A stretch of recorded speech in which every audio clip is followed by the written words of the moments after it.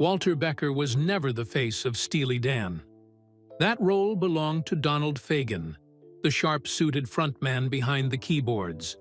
But Becker, the quiet, brooding guitarist in the shadows, was no less essential. Yet even as their fame soared, Walter Becker's life became increasingly enigmatic.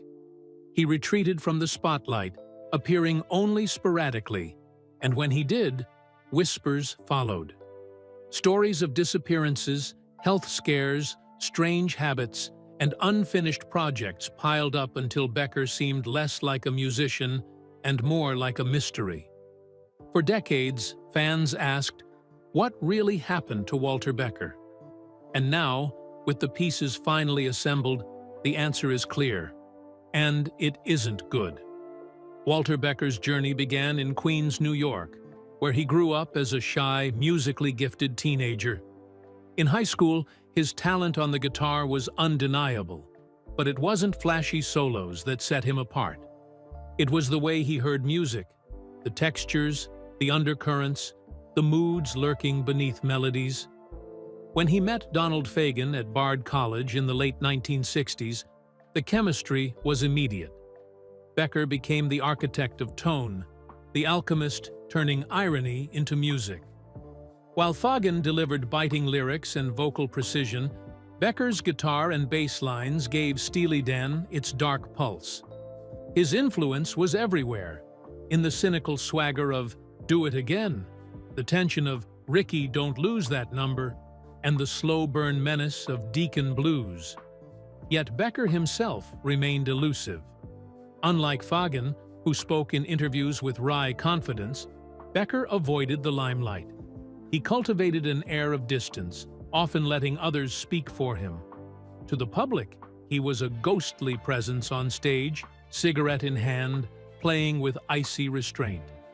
Critics called him the shadow of Steely Dan, a man content to let his music do the talking. But behind that brilliance, cracks were already forming. Friends described him as restless, often distracted, prone to vanishing into himself even during sessions. He seemed haunted, as though carrying a private burden no one else could see. That burden would soon bleed into his life in ways that altered his trajectory forever. Steely Dan thrived on tension. Becker and Fagen were perfectionists, notorious for putting musicians through dozens of takes until a single note fell exactly right. In the 1970s, their studio sessions became legendary, not for their camaraderie, but for their cruelty. Musicians walked away exhausted, their egos bruised. Yet out of that crucible came albums that critics still call flawless: Pretzel Logic, Katie Lead, Aja. Becker played a strange role in this process. He wasn't the taskmaster like Fagen, who commanded sessions with an iron will. Instead, Becker was the silent judge. He would sit in the back of the control room, arms folded, occasionally leaning in to mutter a word or two that could make or break a take. To some, he was a quiet genius. To others, he was unnervingly detached. The shadows grew darker after 1978. Success should have been Becker's reward, but instead, it became his undoing. He developed a reputation for excess, with whispers of drug use clouding his name. Rumors of dangerous company surrounded him. In 1980, tragedy struck when his girlfriend died of an overdose in his own apartment, pulling him into lawsuits and scandal. The whispers turned into shouts. Walter Becker, the ghostly genius, had demons. By 1981, Steely Dan dissolved. Fagen launched a solo career. Becker vanished. He left New York, left the spotlight, left everything. For years, he was a phantom, surfacing only in whispers of sightings in Hawaii, where he lived in near-total seclusion. The partnership that built one of the greatest bands in history had shattered, and Becker disappeared into the shadows he had always seemed to inhabit. When Steely Dan ended, Donald Fagen remained in the public eye, releasing albums and granting interviews. Walter Becker, by contrast, disappeared almost entirely. For nearly a decade, he was absent from music headlines, and what little surfaced painted a picture of decline. In Hawaii, he lived quietly, far from the scrutiny of the industry. Locals recalled a tall, withdrawn man who avoided conversation, often seen walking the beaches alone. While others came to the islands for paradise, Becker seemed to come for exile. Rumors suggested he was battling addictions, his health deteriorating under the weight of years of excess. Former collaborators hinted at phone calls cut short, promises to record that never materialized, opportunities squandered. The music world began to treat him as a ghost. Journalists wrote about him in the past tense, as though his story had already ended. Fans speculated wildly. Was he sick? Was he hiding? Was he even alive? Each year of silence deepened the mystery. It wasn't until the early 1990s that Becker resurfaced, producing albums for other artists and eventually reuniting with Fagen. But even then, he seemed changed, older, wearier, haunted. When Steely Dan returned with Two Against Nature in 2000, it was hailed as a triumph, yet Becker himself rarely spoke. He let Fagen take the interviews, the spotlight, the questions. Walter remained what he had always been, the genius behind the curtain, present but somehow absent, his secrets locked away. The vanishing act was complete. Becker had walked away from fame, but fame had never really released him. And those lost years, those silent, haunted years, held the key to the mystery that would follow him until the very end.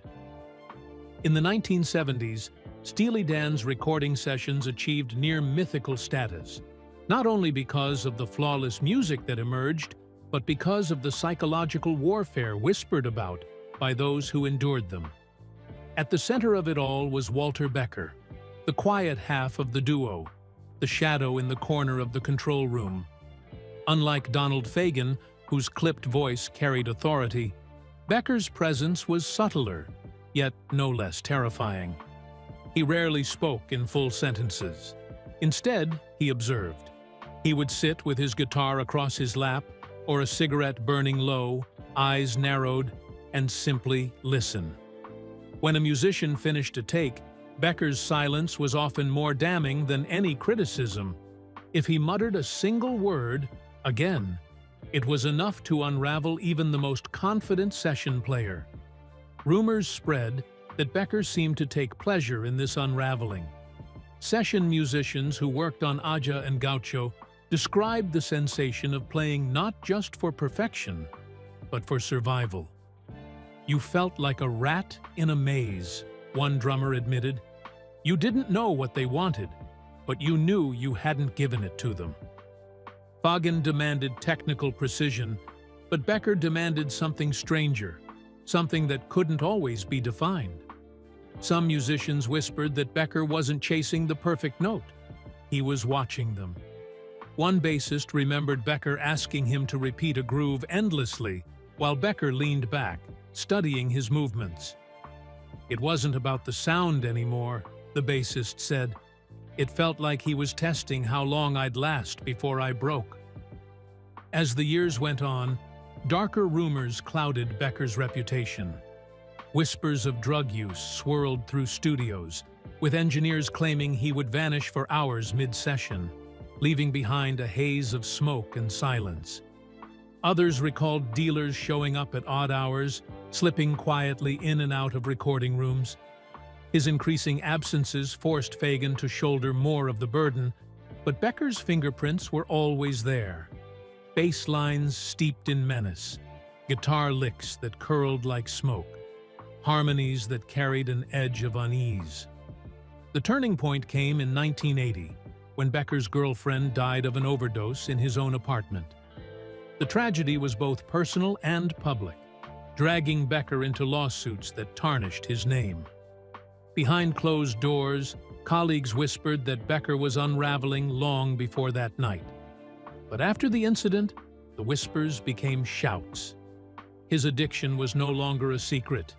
His judgment once sharp as a razor, grew clouded. Looking back, many musicians framed Becker as the silent manipulator of Steely Dan's sound. While Fagen was the architect, Becker was the dark energy pulsing beneath the foundation, pushing the music into places that unsettled as much as they dazzled. But the cost was steep. The perfection that elevated Steely Dan into legends came hand in hand with a studio environment that scarred many who entered it. Rumors from the studio floor never faded. They became part of Becker's myth, a tapestry of silence, cruelty, brilliance, and addiction. They painted a picture of a man who not only shaped the music, but shaped the suffering of those around him. And for Walter Becker, those rumors would never truly disappear. When Steely Dan crumbled in the early 80s, fans expected Becker and Fagen to branch out like Lennon and McCartney, two creative giants charting their own courses. Instead, Becker vanished. For nearly a decade, silence swallowed him whole. Donald Fagen went on to release The Nightfly in 1982, a solo record hailed as a masterpiece. He gave interviews, toured, and proved he could survive without Steely Dan. Becker, by contrast, became a ghost. He left New York, left the music industry, and eventually settled in Hawaii, where he lived in near isolation. What happened during those years is still debated. Some say he was recovering from addiction. Others claim he was hiding from lawsuits and debts. A few even suggested he was working on secret projects, recording tapes that never surfaced. But, for the wider world, it was as if Walter Becker had died. His name was absent from headlines, his guitar absent from records, his voice absent from the culture he helped shape. Friends who managed to reach him described a man both calmer and colder. One recalled visiting him in Maui, where Becker offered little more than monosyllabic answers while chain-smoking on a porch overlooking the sea. Another remembered Becker's studio filled with instruments, all untouched, collecting dust. It was like he wanted to be surrounded by music, but not touch it, the friend said. This silence created a vacuum that fans and journalists rushed to fill. Theories sprouted, some absurd, others disturbingly plausible. There were whispers of breakdowns, of treatments gone wrong, of Becker keeping notebooks filled with unfinished lyrics too bleak for release. His public absence only magnified the mystery. When Becker finally resurfaced in the early 1990s as a producer, critics greeted him like a ghost returned from exile. He worked with China Crisis, then reconnected with Fagen. But even then, he remained oddly muted, content to stand at the edge of the spotlight while Fagen spoke for them both. The silence of the 80s became the great wound in Becker's story. What happened in those lost years? Why did one of music's sharpest minds withdraw from the very thing that gave him purpose? When the truth later surfaced, it wasn't redemption. It was a reminder that silence often hides struggles too heavy to bear. By the time Steely Dan reunited in the 1990s, Walter Becker looked older than his years. Fans noticed the weight loss, the drawn features, the weary eyes. At first, it was chalked up to lifestyle changes, perhaps an attempt at sobriety. But those close to him knew the truth. Becker's body was failing. The years of excess had taken their toll. Decades of substance use, combined with a reclusive lifestyle, had left scars no doctor could erase. Whispers of diabetes, hepatitis, and other chronic conditions followed him, but Becker himself never confirmed them. He avoided questions, preferring to vanish rather than explain. On stage, he stood further back than Fagen, letting the frontman carry the performance. He still played, still sang occasionally, but there was a fragility to his presence. Critics described him as distant, spectral, as though he were performing through a veil. Fans noticed his voice thinning, his energy waning, his once sharp wit dulled in interviews. Behind the scenes, his health struggles were worse. Musicians who toured with him recalled days when Becker could barely stand before a show, only to force himself on stage with a stoic determination. It was like he was willing himself to exist in those moments, one roadie said. Doctors' visits, treatments, and long absences punctuated the later tours. Yet Becker rarely complained. He had always preferred silence, and now that silence concealed his suffering. The mystery of his decline deepened after 2010. Appearances grew rare. Rumors of serious illness swirled, but Becker offered no statements. Even Fagan, usually discreet, admitted in interviews that his partner was not doing well. When Becker died in 2017 at the age of 67, the cause was revealed as esophageal cancer. It wasn't a sudden blow, but the culmination of years of hidden struggle. What unsettled fans was how little they had known. For decades, Becker's silence had been misread as aloofness or eccentricity. In truth, much of it was pain, physical, emotional, private battles he never shared. His reclusion had not just been artistic, it had been survival. The mystery of Walter Becker's life was not only why he vanished, but how he endured. And when the silence finally broke with his death, the truth was as sobering as it was tragic. The genius behind Steely Dan had been suffering for far longer than anyone dared imagine. Walter Becker's death in 2017 should have sealed his reputation as one of music's quiet geniuses, the shadow partner behind Steely Dan's perfectionist sheen. And for a brief moment, that's exactly what happened. Obituaries hailed him as a master of cool cynicism. Tributes poured in from fans and musicians alike, and his passing was framed as the dignified close to a brilliant career. But as the mourning faded and memories turned into scrutiny, the contours of his legacy looked far more complicated. Becker's genius was never in doubt. He could shape a bass line that felt inevitable, a guitar phrase that slithered through jazz harmonies yet landed with rock's punch. His influence across albums like Pretzel Logic, Katy Lied, and Aya was immeasurable. Yet woven into those masterpieces was an undercurrent of cruelty, not in the music itself, but in how it was made. Session musicians spoke up after his passing, revealing the toll of Steely Dan's relentless studio regime. Hours spent repeating a single measure, the endless cycle of dismissal and replacement, the cold detachment that left even seasoned players rattled. It wasn't just Donald, one guitarist admitted. Walter sat there too, judging silently, making you feel like every note you played was already a mistake. What had once been remembered as an amusing quirk of two perfectionists now felt more like a psychological gauntlet. The stains weren't confined to the studio. Becker's personal life had been marked by tragedy that clung to him like a shadow. The 1980 overdose death of his girlfriend in his own apartment, followed by a lawsuit, was long treated as a tragic footnote in a rock era of excess. But in hindsight, it marked the moment when Becker's demons began to take full control. The whispers of negligence, of recklessness, of self-destruction, these were not erased by time. They resurfaced after his death, re-examined in the harsh light of legacy. Financial dealings also drew suspicion. Neighbors in Maui recalled unusual visitors to his estate, meetings that stretched into the night, conversations that ended when others approached.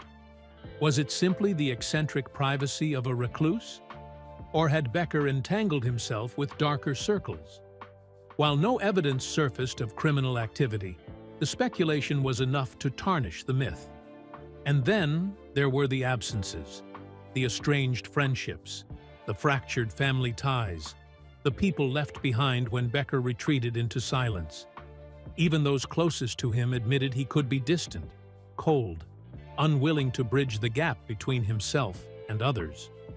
The music endured, but the man left a trail of quiet estrangements. For fans, Becker's death created a paradox. On one hand, he was the architect of some of the most sophisticated music of the 20th century. On the other, he was a figure haunted by tragedy, addiction, cruelty, and decline. His legacy was not spotless brilliance. It was brilliance stained, brilliance shadowed. The official obituaries told a comforting story. Walter Becker, the quiet genius of Steely Dan, had succumbed to esophageal cancer at 67.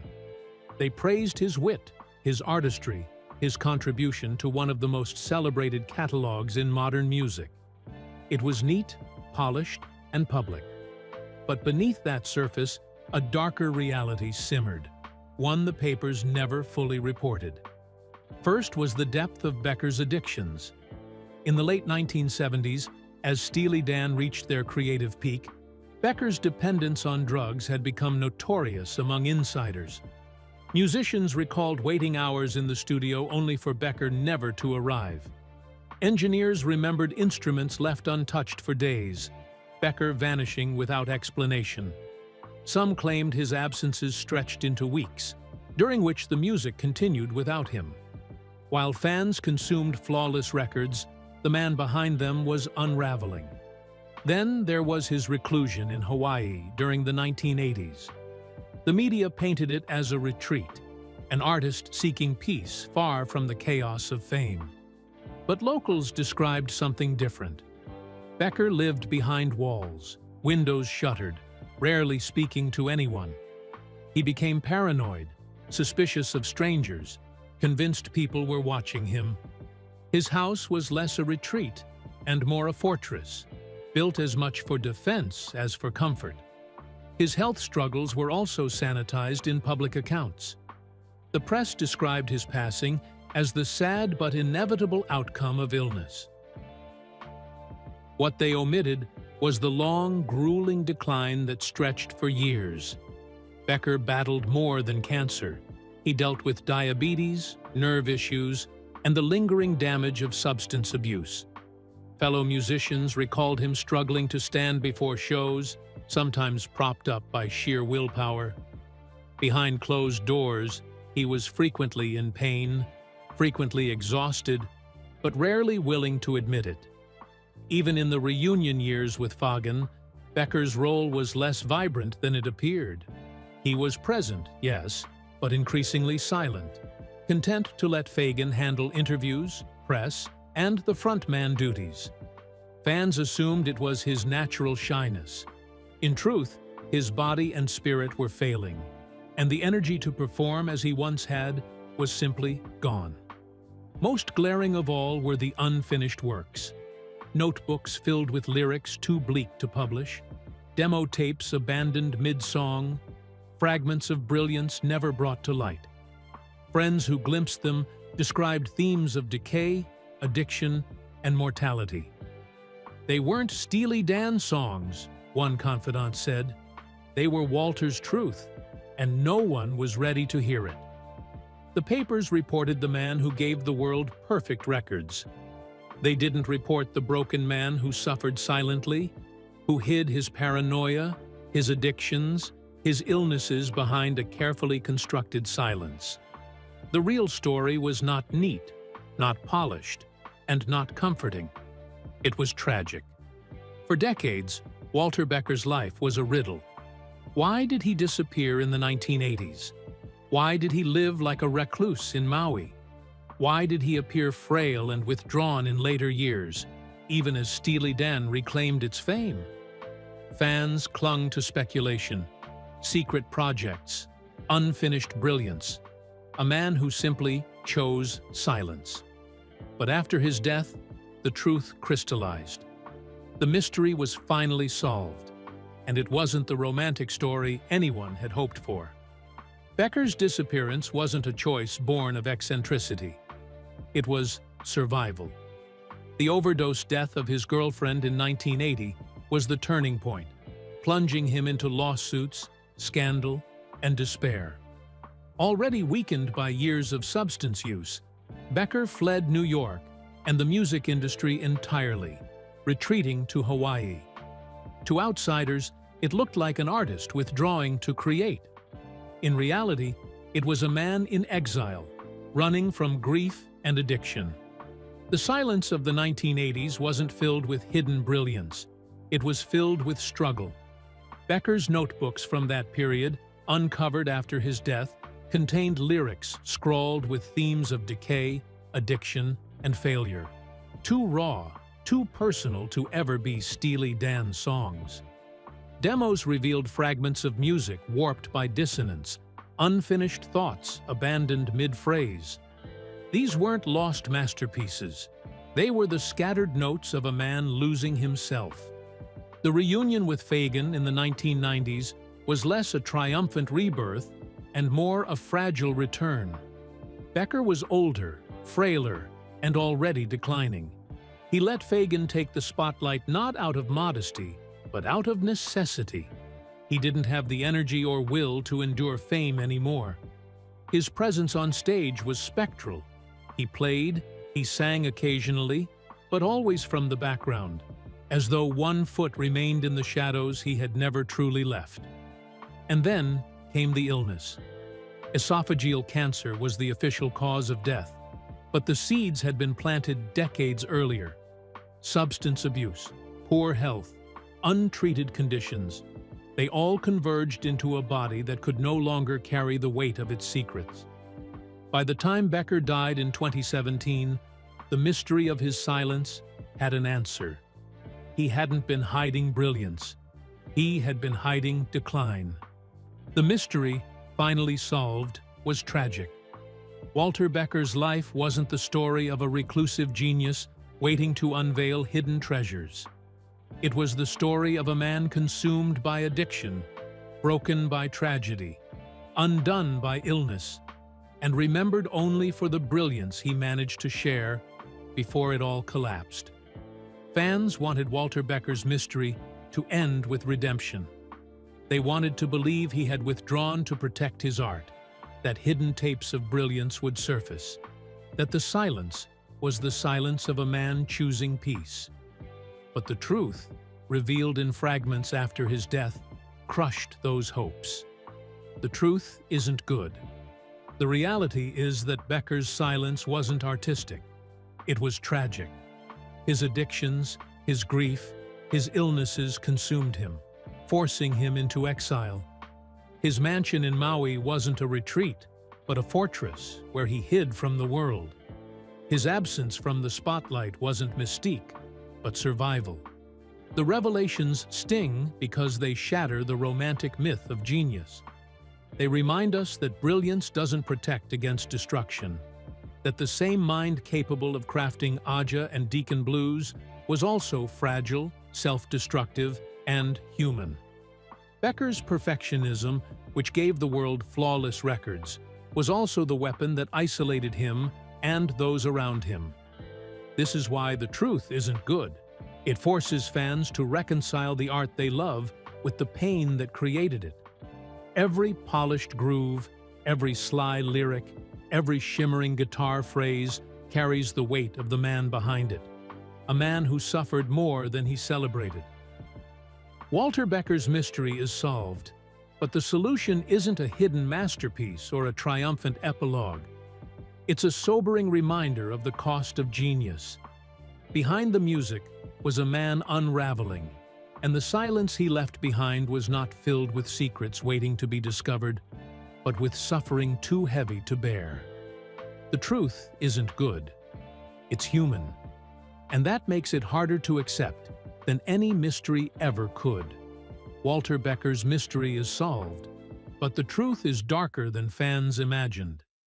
Genius and pain walked hand in hand, leaving a legacy both brilliant and tragic. What do you think? Can we separate the art from the man? Comment below, and don't forget to subscribe for more.